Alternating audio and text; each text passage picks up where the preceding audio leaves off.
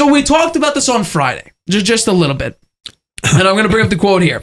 So a Boston Globe writer, Adam Himmelsback, said this, I think it was on Friday. He said, no, the Celtics do not have a plan to start a youth movement center on draft picks. This capital will eventually serve as currency in a larger deal, with the Celtics well positioned for a seismic strike. The spree of recent activity has bred speculation that they could be staking out their big move right now, but a league source said that appears unlikely. Now, this was in large response to after the Grant Williams trade, they got a bunch of picks, and speaking of those picks, these are their picks. We brought this up on Friday. They have all their future first-round picks. They have Golden State's first-round pick next year. They got a second-round pick spot with Dallas 2 years from now.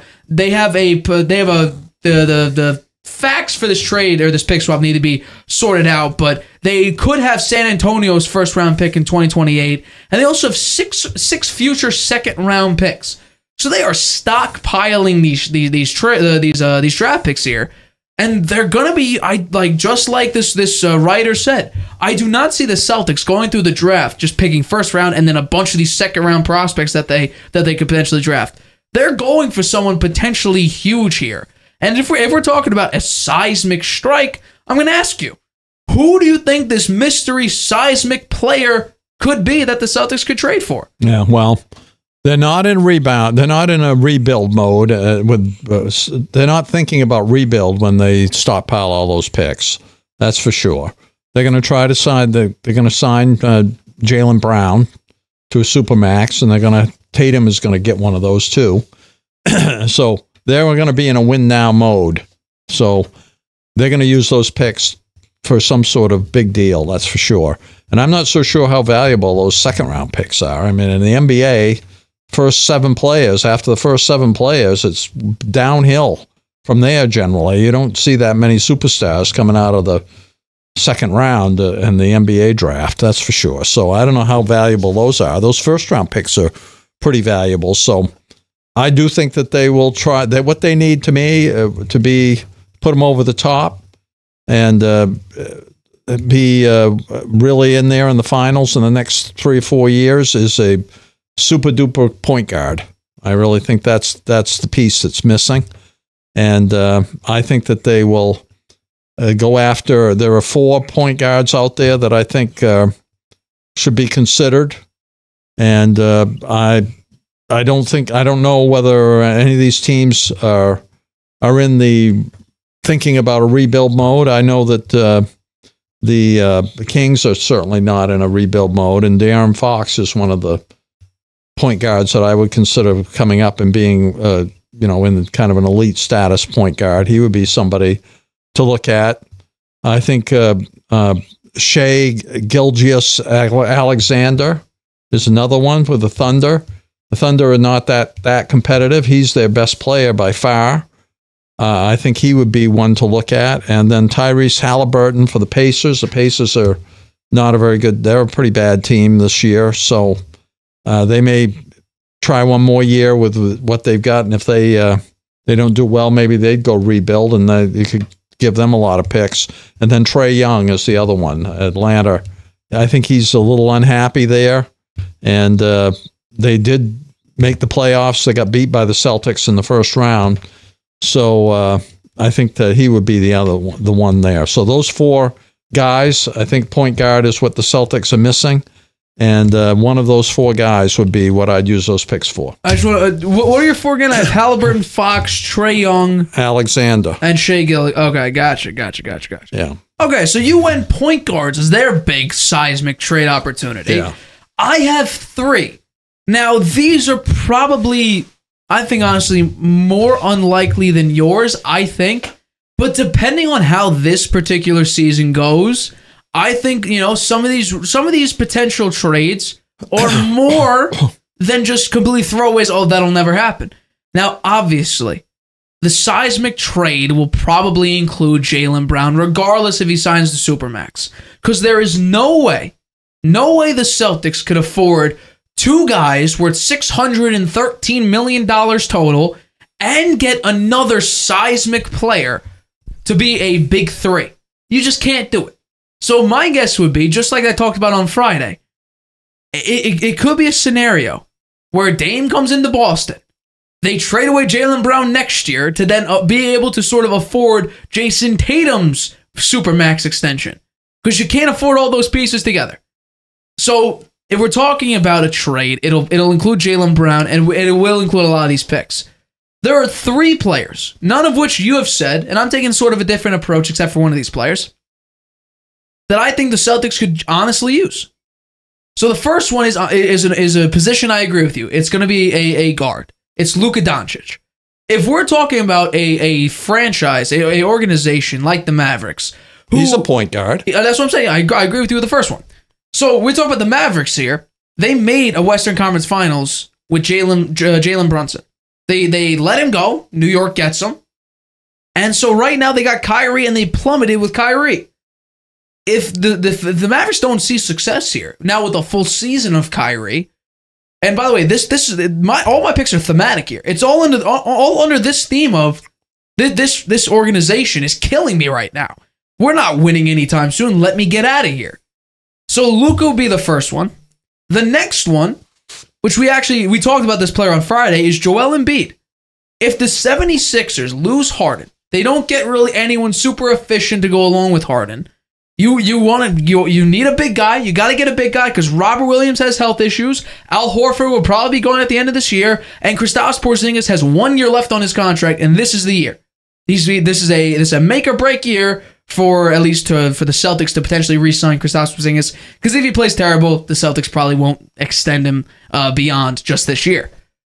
And the last guy is Giannis Antetokounmpo. I think, honestly, think about it. And the Bucks, historically, actually have traded away some big-time players. We forget back, what was it, in the 70s, where they traded away Kareem Abdul-Jabbar, who is like the best high school player to ever exist. Well, Jabbar wanted to leave the Bucks. He wanted to leave, and they honored it. They could have said no. Yeah. You're with us. They allowed him to. They allowed him to go. That's a long, long time ago, Nate. I understand. It's about 50 years ago. Yeah. So we're talking about they let him go. And Giannis with this team, we've seen Giannis talk about, losing and the journey of losing. And we saw how, after that Heat series, I don't know whether it was embarrassment, anger, defeat, or whatever, he did not look happy. And if we're talking about a team that instead of getting younger, quicker, more efficient, they stayed the same. These 3 guys, you're Luka, counting on Embiid, Giannis. Yeah, you're counting on those teams to accept Jaylen Brown and trade for them. Jaylen Brown and, of course, other pieces, plus a bunch of those picks. Let's bring in the picks again. I mean, they got a lot of first-round picks. They have more second-round picks. They got a lot of trade assets, at least picks-wise, that they could do. And honestly, for a team like the Bucks, that is an older team, a very old team, that could be enticing next year, where they have Chris Middleton and Brook Lopez. Drew Holiday is basically at the end of his rope. Giannis is really the only major key player on that team that still has some youth to him left, that really is hitting his prime stride right now. So if we're talking about a Brook Lopez who's getting up there in years, Chris Middleton isn't as efficient as he once was, and Drew Holiday said he's going to retire at the end of his contract. Yeah, well, Giannis is going to be like the last one left. In your scenario, though, the Celtics are suffering badly at guard now. Right, because they're going to lose their best shooting guard, right, and Jaylen Brown, right, and they don't have a great point guard right now, right. So only Doncic is the one in my mind that would fit well, because losing Jaylen Brown, then you won't have a big 3. Right, you'll only have a big 2. It'll be Tatum and whoever else it is. I don't think the Celtics. I don't know how you improve yourself that much. Swapping Jaylen Brown for one of those guys, I don't see how that improves the Celtics that much. Here. So Jaylen Brown, we saw in the playoffs, he couldn't hang on to the ball. He had 8 turnovers. Well, he shouldn't be handling the ball anyway. It should be a point guard should handle the ball, and point guard should find him open. The guy's a great shooter. Okay. That's what they should be doing. He shouldn't be the guy handling the ball anyway. Hey, my entire, My mode is to hang on to both Tatum and Brown and find a way to get one of these, get a high profile point guard. I don't think it's Doncic. I don't think the Dallas will ever let him go.